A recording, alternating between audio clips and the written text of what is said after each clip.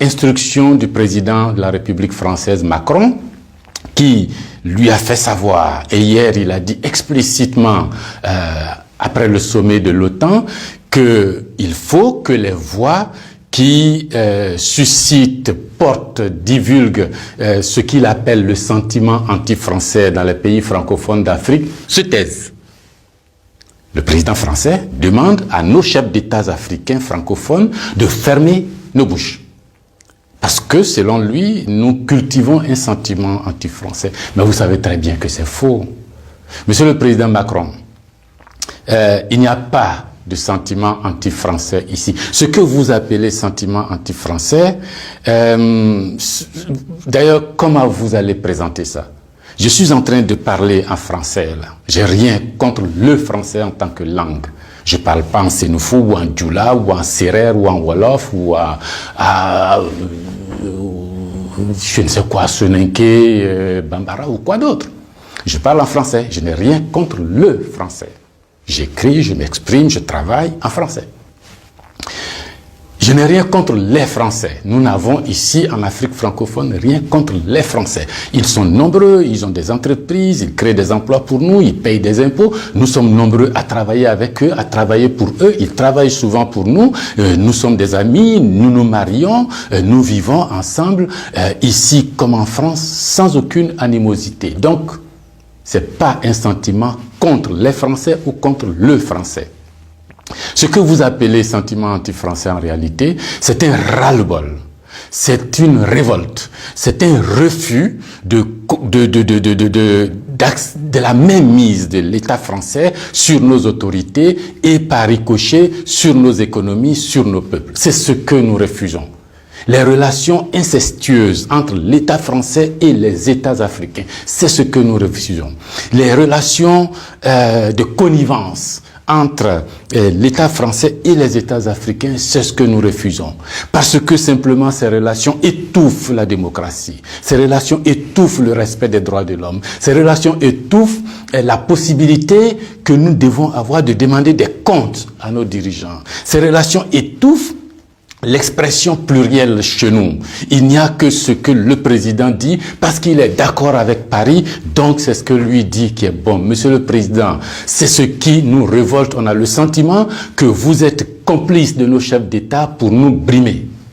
On a le sentiment que les droits de l'homme que vous faites respecter en France, les libertés individuelles que vous faites respecter en France, la Déclaration universelle des droits en France, déclaré là-bas par vos ancêtres, Monsieur le Président, on a l'impression que vous considérez que nous, en Afrique, on n'a pas droit à cela. Nous, en Afrique, on n'est pas digne de cela. Nous, en Afrique, on n'est pas suffisamment humain pour avoir les droits humains.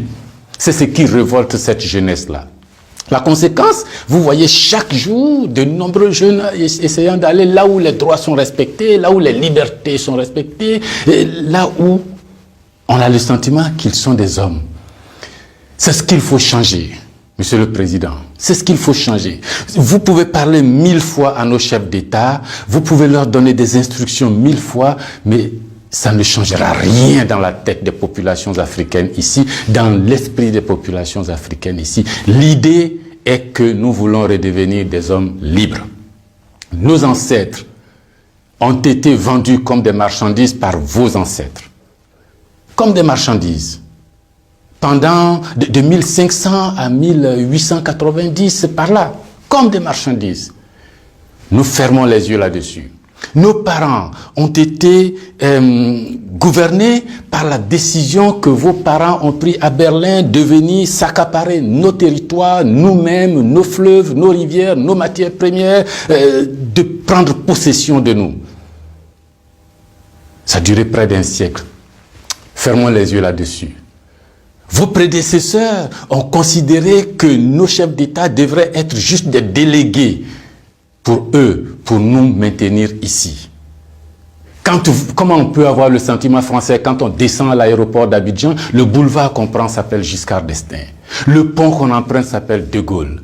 Et la route qu'on utilise pour aller à l'université s'appelle boulevard Mitterrand. Et puis partout, on a Trèche-la-Plaine, Port-Bouët, Binger. Non! Ce que la nouvelle génération veut.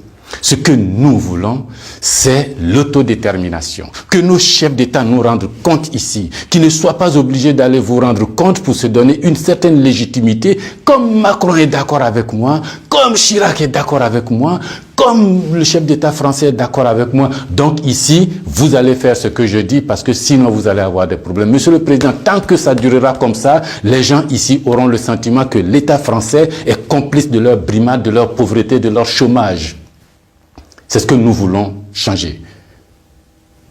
C'est ce que nous voulons changer.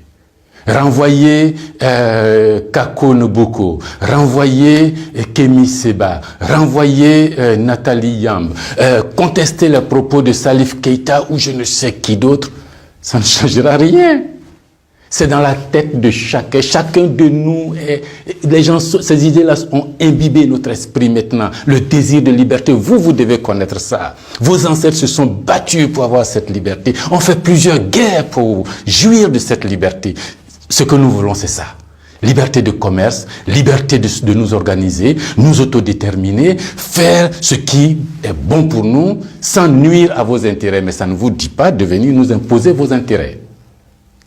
Si vous pensez, chers auditeurs, que ce message vaut la peine d'être diffusé et que nous soyons nombreux à nous l'approprier, sans animosité, sans bestialité, mais avec fermeté et conviction, il faut liker, il faut partager. Parce que c'est l'Afrique de demain qui se joue là. Nous ne voulons plus être des marchandises, nous ne voulons plus être sous la tutelle de quelqu'un, nous voulons redevenir des hommes libres. Merci.